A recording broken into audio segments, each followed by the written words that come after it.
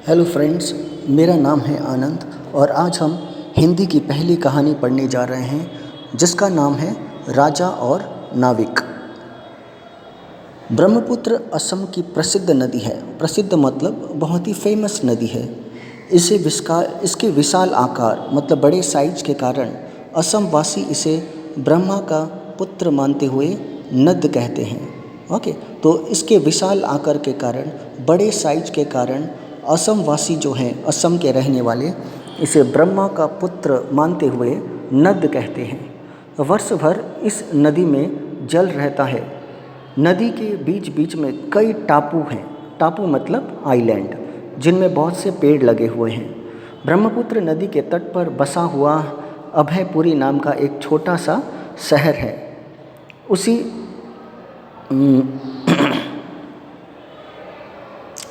उसी अभयपुरी में बहुत समय पहले राजा अजित नारायण नाम के राजा राज्य किया करते थे। वे बड़े बुद्धिमान थे। अजित नारायण को शिकार खेलने तथा नौका विहार करने का शौक था। नौका में यात्रा करने का शौक था। गर्मी का मौसम था।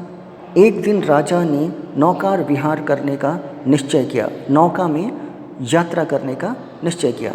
दोपहर के भोजन के बाद मंत्रियों के साथ ब्रह्मपुत्र नदी के एक टापू पर जाने का विचार हुआ। राजा ने एक सजी हुई नौका पर सवार हुए। राजा के 5-6 मंत्री एक अन्य सजी हुई नौका पर सवार हुए।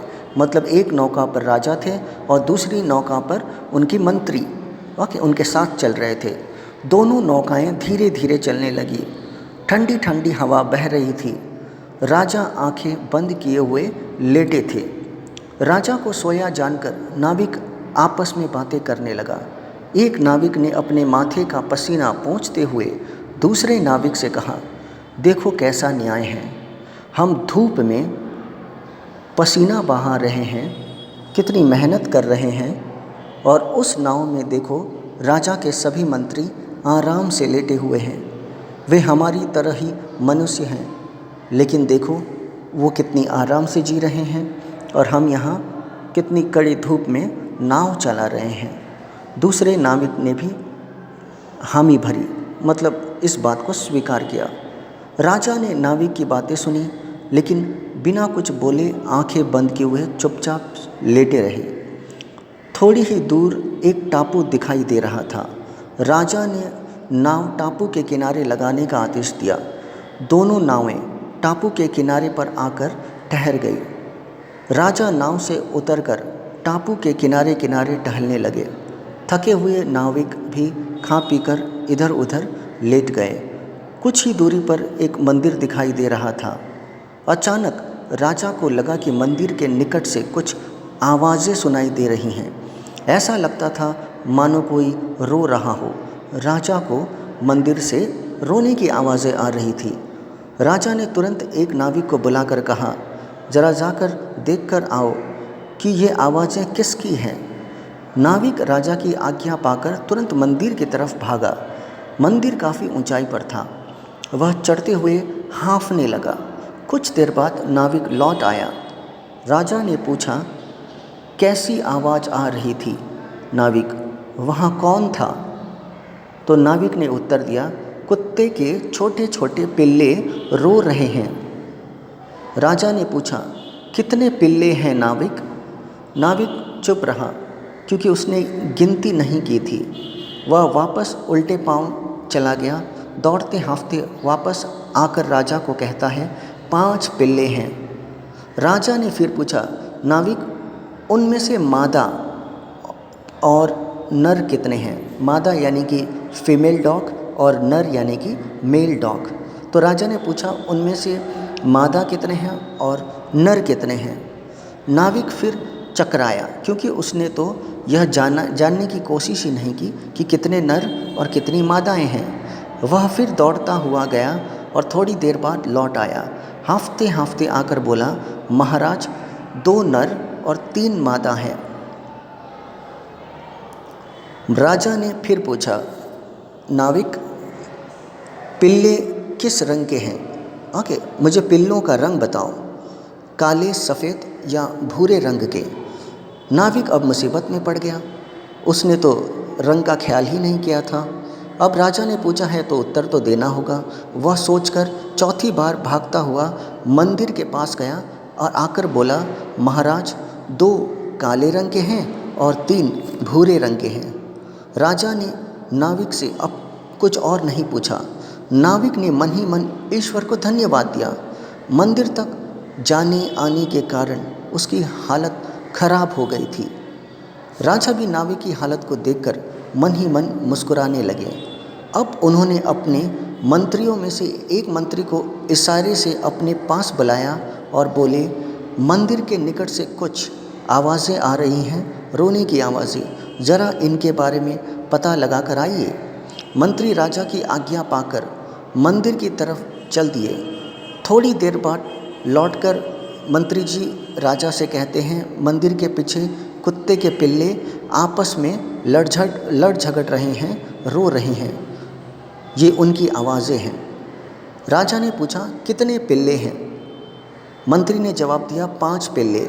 उनमें से कितने नर हैं और कितने मादा? राजा ने पूछा। तो मंत्री ने कहा, 2 नर हैं और 3 मादा।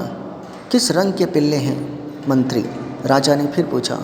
महाराज, 2 काले रंग के हैं और 3 भूरे रंग के, लेकिन इनकी माँ का रंग काला है। ये सब मंदिर के पुजारी जी के पालतू कुत्ते के पिल्ले हैं, मंत्री ने कहा। मंत्री से सभी प्रश्नों के सटीक उत्तर सुनने के बाद राजा ने नाविक की ओर देखकर कहा, मेरे प्रश्नों का उत्तर देने के लिए तुम 4 बार मेरे प्रश्नों का उत्तर देने के लिए तुम 4 बार मंदिर तक गए। कितना परिश्रम, कितना मेहनत करना पड़ा, ठीक है ना? और देखो, मंत्री जी ने एक ही बार जाकर सारी जानकारी एक ही बार में मुझे दे दी। अब समझे कि सभी मनुष्य होते हुए भी एक समान नहीं हो सकते। ओके, सभी मनुष्य होते हुए भी सबकी क्षमता एक समान नहीं हो सकती। कोई शारीरिक परिश्रम करता है तो कोई मानसिक परिश्रम करता है। सबकी बुद्धि एक समान नहीं होती। इसलिए कोई मंत्री बनता है, कोई नाविक बनता है। हर किसी के कार्य का अपना अपना महत्व है। जिस तरह तुम मंत्री जी के कार्य नहीं कर सकते, उसी तरह मंत्री जी भी तुम्हारी तरह परिश्रम नहीं कर सकते। इसमें न्याय अन्याय जैसी कोई बात नहीं है। नाविक सारी बातें सुनता है और अपनी कही हुई बातों पर शर्मिंदा होकर सिर झुका लेता है। इस कहानी के लेखक हैं लक्ष्मीनाथ बेजबरुआ। कहानी के लिए धन्यवाद। अब प्रश्न और उत्तर की तरफ आते हैं। ब्रह्मपुत्र नदी को नद क्यों कहा जाता है? ब्रह्मपुत्र को नदी को नद कहा जाता है क्योंकि ये आकार में बहुत ही विशाल, बहुत ही बड़ा नदी है। राजा अजित नारायण के क्या क्या शौक थे? राजा अजित नारायण को गर्मी के मौसम में नौका विहार करने का शौक था, यानी कि नौका में यात्रा करने का शौक था। दोनों नाविकों ने रास्ते में क्या क्या बातें की? दोनों नाविकों ने रास्ते में देखा कि राजा के सभी मंत्री आराम से सो रहे हैं और वो धूप और गर्मी में पसीने बहाते हुए नाव चला रहे हैं। तो वो कहते हैं कि मंत्रियों की ज़िंदगी कितनी खूबसूरत है, कितनी शान की ज़िंदगी है, और उनकी ज़िंदगी बेकार है क्योंकि उन्हें बहुत ज़्यादा मेहनत करना पड़ता है, परिश्रम करना पड़ता है। राजा ने नाविक और मंत्री के बुद्धि बल की परीक्षा के लिए क्या किया? राजा ने नाविक और मंत्री के बुद्धि बल के लिए दोनों को मंदिर में भेजा और कई तरह के प्रश्न किए। नाविक हर प्रश्न का जवाब देने के लिए बार बार मंदिर की तरफ जाता और लौट कर आता, और इस तरह वो थक जाता। किंतु मंत्री जो है एक ही बार मंदिर जाता है और राजा के पूछे सभी प्रश्नों का सटीक उत्तर देता है। इस तरह से मंत्री अपने बुद्धि का प्रयोग करता है। राजा ने नाविक को समझाते हुए क्या कहा? राजा ने नाविक को समझाते हुए कहा कि हर इंसान की जो क्षमता होती है, जो उनकी योग्यता होती है, क्षमता होती है, हर इंसान की एक समान नहीं होती। कोई बुद्धि का प्रयोग करता है तो कोई अपने परिश्रम का और बल का प्रयोग करता है। हर इंसान अलग अलग होता है, कोई मानसिक रूप से शक्तिशाली होता है तो कोई शारीरिक रूप से शक्तिशाली होता है।